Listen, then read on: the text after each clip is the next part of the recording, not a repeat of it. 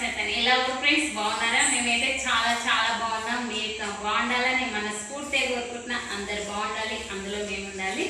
Friends అందరూ ఈ వినాయకుడిని నిమజ్జనం చేస్తారు కదా. ఇప్పుడు 9 రోజుల నుంచి 11 రోజులు ఇలా చేస్తారు కదా. చాలా జాగ్రత్తగా ఉండి సేఫ్గా రండి ఇంటికి. ఎందుకంటే కొంచెం లేట్ అయినా పర్వాలేదు, అందరు సేఫ్గా పోయి సేఫ్గా ఇంటికి తిరిగి రండి. ఎందుకంటే చిన్నపిల్లలు ఉంటారు కదా, చాలా జాగ్రత్తగా చూసుకోండి. ఎందుకంటే ఆ పిల్లలకు తెలియదు. ఇప్పుడైతే బాగా వర్షాలు పడి నీళ్ళు ఎక్కడ చూసినా నీళ్ళు చాలా ఉన్నాయి కదా. వాటర్ దగ్గరికి పోయేటప్పుడు వినాయకుడిని నిమజ్జనం చేసేటప్పుడు చాలా జాగ్రత్తగా చూసుకుంటే నిమజ్జనం చేయండి. ఎందుకంటే పిల్లలకు తెలియక నీళ్ళకి వెళ్ళిపోతారు కదా. పిల్లలైనా పెద్దవాళ్ళైనా చాలా జాగ్రత్తగా ఉండండి. మంచిగా ఇలాంటి గొడవలు ఇలాంటి ఏం పెట్టుకోకుండా మంచిగా దేవుని ఎలా నిలబెట్టిరో అలా తీసుకుపోయి వాళ్ళ అమ్మ ఒడిలోన వదిలిపెట్టి రండి. చాలా మంచిగా ఫ్రెండ్స్. నేనైతే ఇప్పుడైతే ఇంట్లో వచ్చేసి మురుకులు కట్టెకాయలు చేద్దామని బియ్యం అయితే చేస్తున్నా. చూడండి ఆ వీడియో. అట్లే ఇట్లా మా ఊళ్ళో వినాయకుల రోజు నిలబెట్టిన నుంచి అలాగే నిమజ్జనం దగ్గర చాలా వరకు బాగా డ్యాన్సులు ఇట్లా చేసి మంచిగా కోలాటాలు ఇట్లా చేసి చాలా బాగుంటుంది.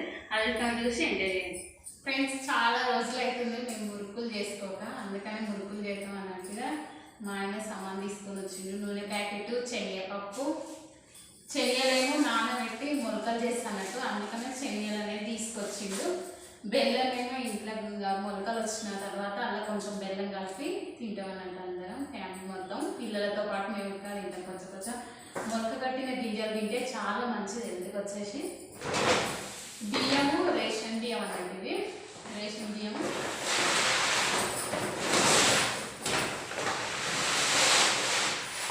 ఇట్లా మంచిగా ఏం ఉష్క ఏం లేకుండా మంచిగా చెరుక్కోవాలి. చెరుక్కొని ఇక పట్టించుకొని రావాలని పట్టించుకొచ్చి రేపు హాలిడే అంట పిల్లలకు. గురువారము అయితే గురువారం రోజు చేస్తాం.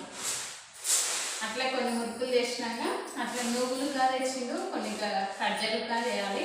పల్లీలు, నువ్వులు, బెల్లం వేసి కజ్జలు, కొంచెం బెల్లం, కొంచెం చక్కెర ఇట్లా వేసి గజ్జలుగా చేయాలని. పిల్లలకి చాలా రోజులు అవుతుంది, 1 year అవుతుంది అసలు చేయక. నేను ఇంట్లో మురుకులు కానీ ఏమి చేయక చాలా రోజులు అవుతుంది, 1 year అవుతుంది. అందుకనే ఇప్పుడు తెచ్చి మా ఆయన చేద్దాం అన్నట్టుగా చాలా రోజులు అవుతుందని. ఏదైనా ఒకటి ఉంటే పిల్లలకు తింటారు అన్నట్టు, కొంచెం ఆకలి అనిపించినప్పుడు తినేస్తారు అన్నట్టు. మనం సడన్గా ఏం చేయలేని టైంలో ఇట్లా ఇంట్లో ఏమన్నా ఉన్నాయనుకో తీసుకొని తినేస్తారు. నేను ప్రతిదీ ఏదో ఒకటి చేసి పెడతాం, మురుకులనే కాదు ఏదో ఒకటి చేసి పెడతా. కారపప్పలు కానీ ఏదో ఒకటి ఇంట్లో నిల్వ ఉండేది చేసి పెడతా, తీసుకొని తింటారు. ఎందుకంటే పిల్లలు హెల్తీగా ఉండడమే మనకు ఇంపార్టెంట్ కదా. ఎందుకంటే అదే మనం ఫుడ్ పెట్టకుండా హెల్తీగా ఉండకుండా ఊక హాస్పిటల్కి ఫుడ్ తిట్టక అదే మనకు డబ్బులు ఖర్చు అవుతాయి. అదే డబ్బులు పెట్టి మనం మంచిగా బలమైన ఫుడ్ పెట్టినాం అనుకో వాళ్ళు హెల్తీగా ఉంటారు. మనకు కానీ ఎలాంటి టెన్షన్ కానీ ఉండదు. అందుకనే అట్లా తింటే ఖర్చు అవుతుందేమో అది ఇదే ఏమనుకోని మంచిగా మా పిల్లలకు మంచిగా పెడతాం. అందుకని వాళ్ళు హెల్తీగా ఉంటారు.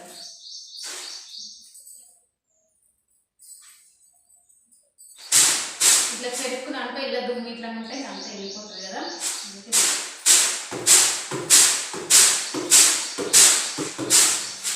ఇవి చెరిగేసి కడిగితే ఇంకా ఇప్పుడు కొంచెం ఎండ కోసినానుకో, ఎండ కోసి నైట్ అంతా ఎండితే రేపు పొద్దుగాల పట్టించుకొస్తాం అన్నట్టు. శనగపప్పు అవన్నీ కడుగుతాయి. ఇప్పుడు దాంట్లో వచ్చి కడిగేసి ఎండబోసి పప్పు 2 కలిపి కడిగేసి ఎండబోసి అట్లే కొంచెం మినపప్పు, జీలకర్ర ఇట్లా వేసి పట్టిస్తానండి. శనగపప్పు, మినపప్పు, కొంచెం జీలకర్ర, కొన్ని ధనియాలు వేసి పట్టిస్తాం. మంచిగా ఉంటుంది టేస్ట్. మురుకులు కన్నా బుర్రలు వస్తాయి, మంచిగా ఉండదు, గట్టిగా ఉండవన్నట్టు. అట్లా పట్టించినాము మనం. ఎందుకంటే కడిగి పోసిన తర్వాత ఏమైనా ముష్టి ఉంటే కనబడదు. అందుకని ఇప్పుడే నేను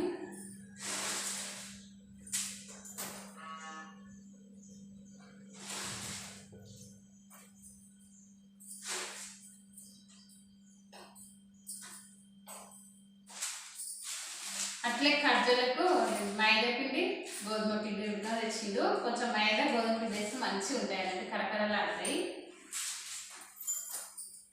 ఎక్కువ మైదా వాడద్దు, ఎక్కువ గోధుమ పిండి వాడద్దు. అందుకని అది కొంచెం వేసినాం అనుకో మంచిగా వస్తాయి. నేను 2 కేజీలన్నర బియ్యానికి 1 kg శనగపప్పు కలుపుకున్నా. అట్లే 1 పావు కిలో మినపప్పు, కొన్ని పుట్నాలు జీలకర్ర ఇట్లా కలుపుతాను. 2 కేజీలన్నర బియ్యం, 2 కేజీలన్నరకు కేజీ శనగపప్పు, 1 పావు కిలో మినప్పప్పు, 1 అర్ధ పావు పుట్నాలు.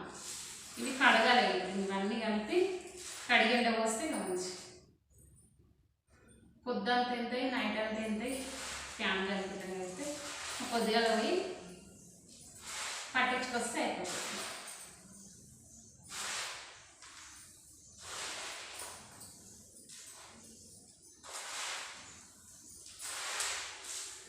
అట్లే ఈ వీడియోలోనే అట్లే మా ఊళ్ళో వినాయకుని ఉత్సవాలు అయితే రోజు మంచిగా జరుపుకుంటారు అన్నట్టు. అయితే ఫస్ట్ నుంచి నిలబెట్టిన దాని నుంచి మళ్ళీ లాస్ట్ నిమజ్జనం అయ్యే వరకు మస్తు ఆటలు ఆడతారు. కోలాటాలు కానీ మస్తు ఆడతారు. ఊళ్ళో అందరు కలిసి మంచిగా ఆడుకుంటారు అన్నట్టు. కోలాటాలు వేస్తారు, బతుకమ్మలు వేస్తారు, డీజేలు పెట్టి మంచిగా డ్యాన్సులు చేస్తారు. చాలా బాగుంటుంది. ఆ వీడియో కూడా ఇందులో యాడ్ చేస్తారు, చూడండి. ఉల్లిగడ్డ కట్ చేసి వేసుకుంటే నేనైతే శనగ గుగ్గిలు వేసిన. శనగలు కొన్ని నానబెట్టిన, ఉదయం శనగ గుగ్గిలు వేసిన. దాంట్లోని కట్టు కాసుకుంటే బాగుంటుంది టేస్ట్. అట్లే కట్టు ఉడతా కాకవన్నట్టుగా కొన్ని ఆనియన్స్ ఇస్తాను. ఆనియన్స్ తాలింపులో వేయచ్చు కానీ అంత టేస్ట్ అనిపించవు. ఇట్లా డైరెక్ట్ వేసి కొద్దిసేపు చింతపండు ఇట్లా వేసి కొద్దిసేపు మసాలా పెట్టాం అనుకో, చింతపండు, కారం, ఉప్పు, గరం మసాలా వేసి కొద్దిసేపు మసాలా పెడితే బాగుంటుంది టేస్ట్. నేను ఒక్కొక్కసారి ఒక్కొక్క స్టైల్లో వేస్తాను. ఇప్పుడు ఈ గుగ్గిలు అనేది ఉడికినాయి. ఉడికినాక ఒక 5-6 విజిల్స్ వచ్చినాక దాంట్లో పక్కన పెట్టేసి మళ్ళీ ఆవిరంతా తీసేసిన తర్వాత ఇప్పుడు కొంచెం సాల్ట్ వేసి కొద్దిగా ఒక 5 నిమిషాలు ఉడకబెట్టినట్టు. ఇప్పుడు మనం వడవోసుకోవాలి గుడాలన్నీ, గుగ్గిలన్నీ. గుగ్గిలు ఉంటే ఇట్లా పడిపోతాయి అన్నట్టు. నేను దీంతో వడవోస్తాను.